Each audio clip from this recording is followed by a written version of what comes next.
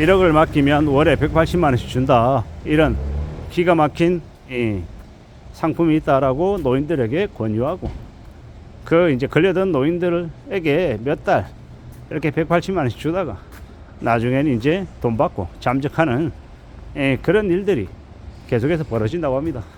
앞으로의 시대에는 노인들을 상대로 한 사기가 엄청나게 많이 늘어날 것 같습니다.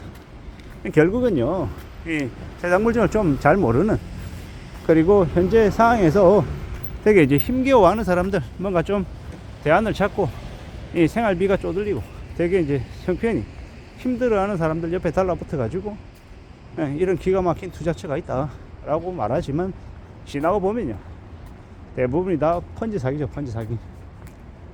사실상 이제 작정하고 덤벼드는 나쁜 짓이죠. 근데 우리가 잘 생각해 볼 건, 그런 펀지 사기에 걸려드는 사람들의 이제 심리, 마음가짐도 우리가 좀 따져봐야 되는 거고, 또 다른 면에서는 이제 함부로 여행을 바라서는 안 된다라는 거. 우리가 땀 흘려서 번 돈을 쉽게 남에게, 누군가에게 맡기는 것만큼 위험한 건 없다라는 거. 결국 내 돈은 내가 버는 거지 누가 벌게 해주는 거 아니다라는 거. 당연하다는 듯이 받아들이고 지내야 되겠습니다. 우리가 살아가는 현실은 앞으로도 더더욱 힘들 거다라는 겁니다. 그렇게 이제 폰지 사기 당해서 큰 돈을 잃어버리면 살고 싶은 마음이 안 생기죠. 그래서 이제 극단적인 선택을 하기도 하는데, 그러면 사기 친놈들은 뭐라 그러냐? 아무렇지도 않게 그냥 이제 다시 다른 이제 먹잇감을 찾아 나설 뿐, 그에 대한 죄책감을 1도 가지지 않습니다. 우리가 이제 보이스피싱이나 아니면 전사기나 아니면 각종 사기를 친 놈들을 경찰들이 습격해서 막상 이렇게 습격해 보니 되게 평범하고 그냥 보통의 사람처럼 보이는, 평범해 보이는 그냥 사람들이더라는 겁니다. 그런 청년들이 그런 짓을 저질렀다는 거죠. 참 무자비한 거죠. 무서운 거죠.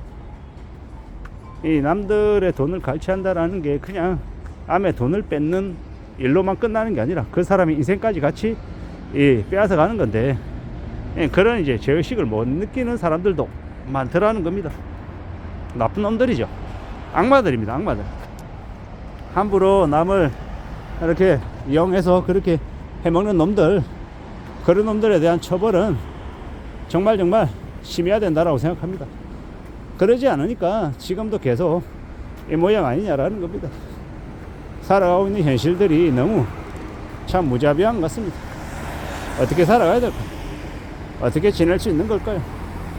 이 험한 세상, 이 험한 현실들을 어떻게든 극복하고 견디고 살아갈 수 있어야 되는데, 지금의 이 세상에는 지뢰들이 너무 도처에 깔려 있습니다. 내가 함부로 조금 욕심 부리면 그냥 와르르 무너지는 일들이 너무도 많더라는 겁니다. 이런 무서운 시대를 나이가 많든 적든 항상 남의 누군가가 투자를 권유하고 상품을 권유하면 정말 냉정하게 잘 생각해보고 움직여야 된다는 겁니다. 너무 무서운 일들이 많이 벌어지고 있어서 말입니다. 함부로 쉽게 뭔가를 결정하면 안 되겠다라는 겁니다. 무서운 일들이 너무 많이 벌어지고 있는 시대가 지금입니다. 그래서 더욱더 조심해야 되고 더 겁내면서 살아가야 될 것 같습니다. 1억을 주면 월에 180만 원을 준다. 180만 원이면 월에 180만 원이면 뭐 1년으로 치면 얼마입니까? 2160만 원입니까? 1년에 연수익이 20%가 넘는 거죠. 그런 기가 막힌 상품이 어딨냐라는 겁니다. 주식 투자하는 사람들도 연수익률을 10% 이상 내는 게 정말 쉽지 않죠. 지금은 되게 어려운 이야기입니다. 근데 10%, 20%, 15% 벌 수 있다라고 얘기하면 최대한 의심해야죠. 함부로 그런 것들을 봐서는 안 된다라는 겁니다. 정신을 바짝 차리고 조심하고 또 조심하며 지내야 된다라는 겁니다. 꽤나 어렵고 꽤나 힘들고 꽤나 무서운 일이다라고 말씀을 드리고 싶습니다. 산다라는 게 얼마나 힘든 건데 1억을 집어넣어서 180만 원을 받는다? 그런 마법과 같은 일이 벌어진다?